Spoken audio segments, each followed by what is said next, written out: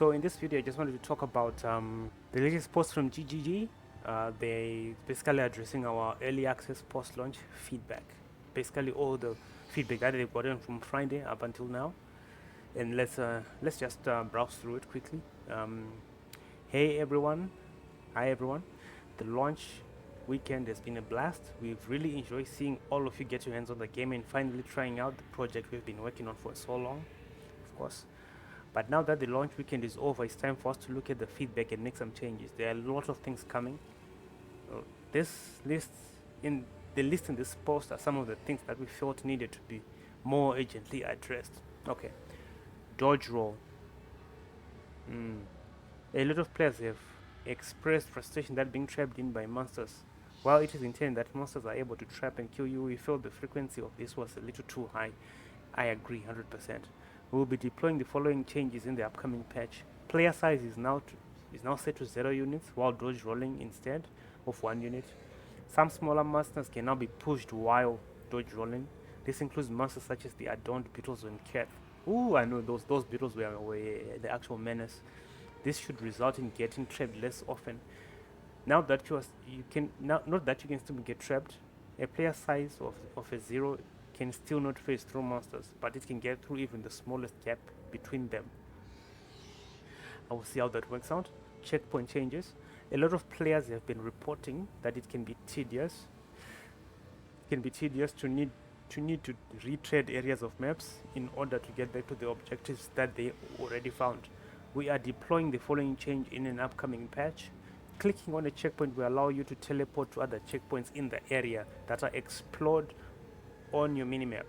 Checkpoints have been added to all entrances, exits of zones to allow for teleportation. A checkpoint has been added to the midpoint of the first dreadnought area. Oof.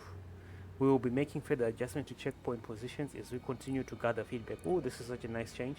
Being able to teleport between checkpoints, and I think in the mapping area this should be added as well, because the maps are just so huge and it's annoying to find a ray or the other end of the map that's left for you to complete the map. Is really annoying. I think this is a really good change.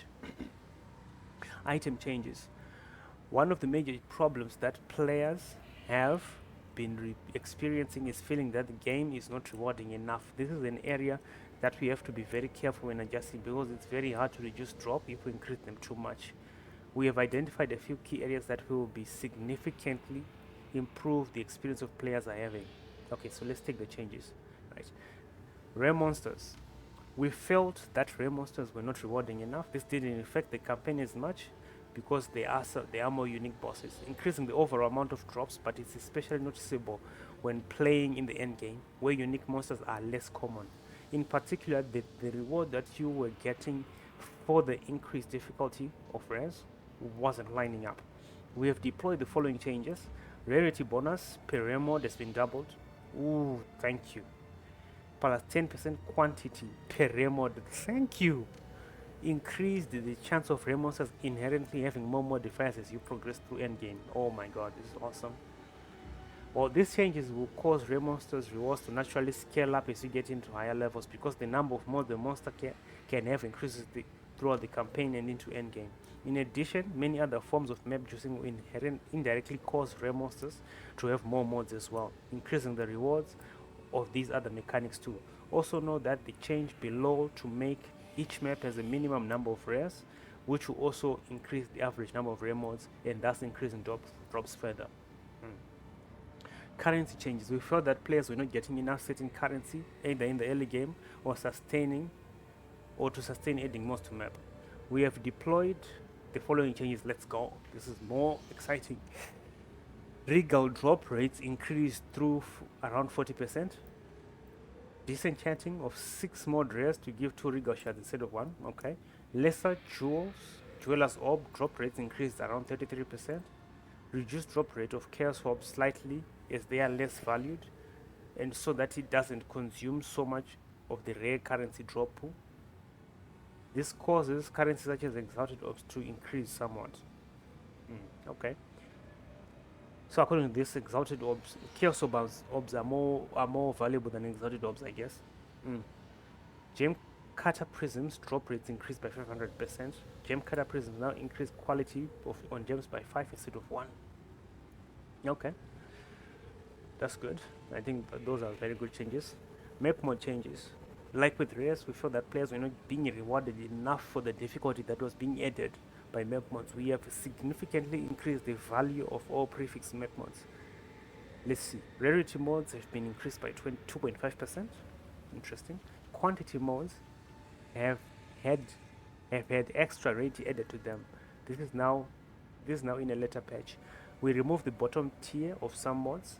We are much more likely to roll modifiers that affect drops or pack size rather than less useful mods.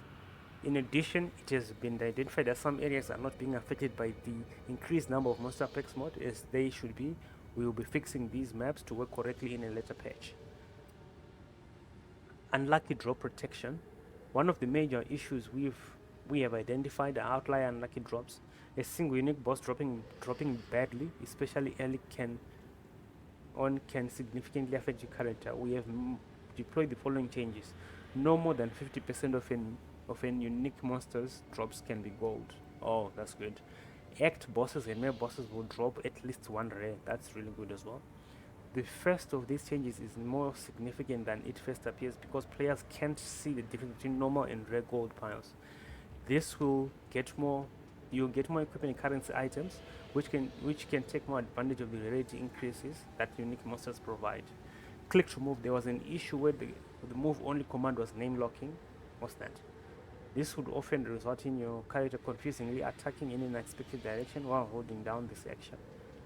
Move only no longer name locks. Okay. Endgame maps. A concern for players in endgame maps is accidentally missing rare monsters. In addition, many maps did not have the number of rare monsters that they should have had. We will be making the following changes in upcoming maps. Rare monsters now appear on the mini-map when there are 200 monsters remaining instead of 50. This is good so that you don't waste time looking for a rare. This is good. Many maps have additional rare monsters added to them to make sure that there are a minimum number in every map type.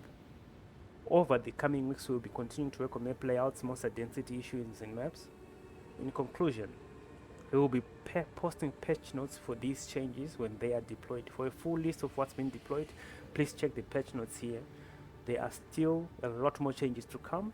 These are just some of the changes that are fast for us to make. We will be continuing to monitor feedback and adjusting things as we go. Alright, so I think this is a good start, especially the loot changes. This changes right here. For me, these are the biggest changes that we needed as soon as possible. So thank you, GGG, for doing this. I'm looking forward to this patch. Is it out yet? I think it's out yet. It's already out, right? So thank you guys for watching. Tell me what you think about these changes, and let's play, let's have fun. Subscribe, leave a like, leave a comment, and I'll see you guys in the next video. Cheers.